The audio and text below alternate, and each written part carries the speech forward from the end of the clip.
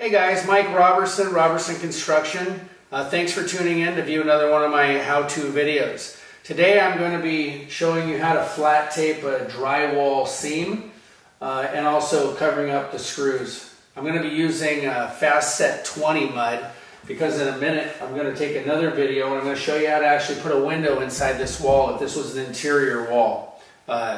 Interior side of the wall and an exterior outside wall. So I'm going to go ahead and get some mud. I'll show you how I do that. And also, first I'll show you what we do is you need to check to see that all the screws are actually set. If they're not, you need to set those screws. So you can take a standard knife, come across and just listen, see if you hear any metal. One there, and one here. So those we want to actually set just a little bit more.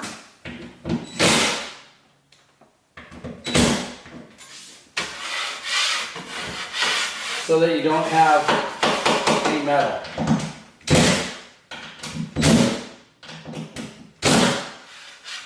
Okay? So I'll go ahead and show you now how we put the tape on and then go ahead and float it out with the mud. And again, I'll be using a Fast Set 20 mud, which I don't recommend unless you know what you're doing. If you don't know and you haven't done it before, you're going to want to probably use something like the all-purpose joint compound that you can get either at Lowe's, Home Depot, or any of the hardware stores. Okay, this mud is a dry mud that I bought at Home Depot. It's Westpac, and it's a Fast Set Light 20, which means it's pretty much going to be dry in about 20-25 minutes. Okay, there's paper tape and there's also fiberglass tape. And what I'm going to do is I'll show you how you install both. The fiberglass tape you'll put on without any mud. You'll just stick it on the seam and use your knife and push it down. And you can also put your knife over it and grip it with the knife. Okay? If you're going to use a paper tape, you're going to put a little mud on the seam. Again, you can see that here there's an indentation on the drywall here and here. And if you put your knife over it, you'd actually see a little bit of air. So you'll go ahead and fill that in with the taping mud. You want to make sure you get good coverage so that the tape doesn't bubble. And then what you'll do is you'll take your paper tape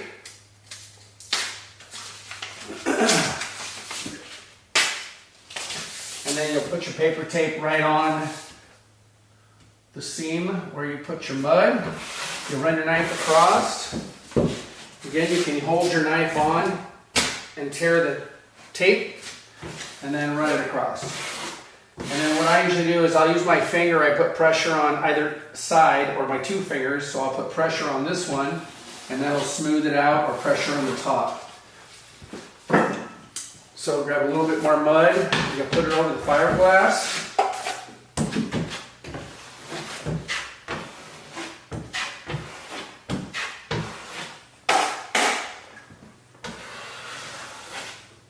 And don't overdo it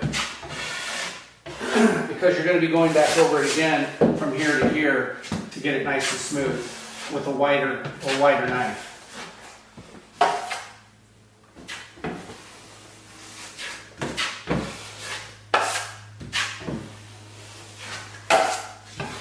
Okay, and then on the nails, you can just pop those in, or you can go like that and come across them.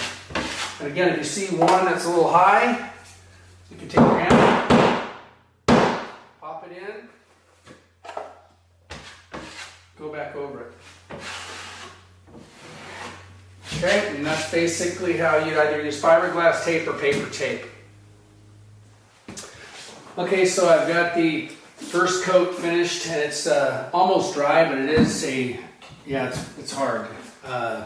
It's a 20-minute.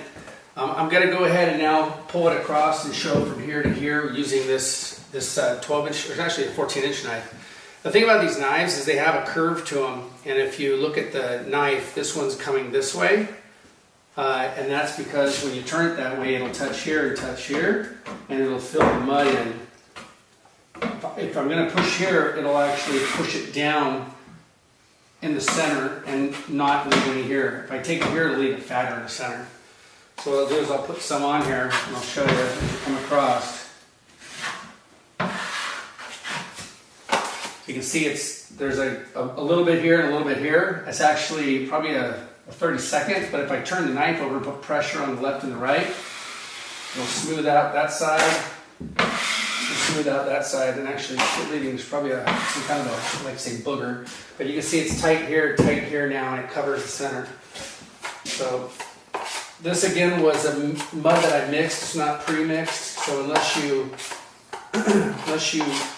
mix it really well, you're going to have some of that on there.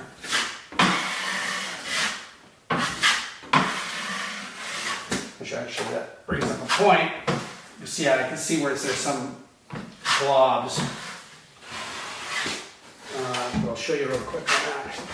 There'll be a different video on texturing, but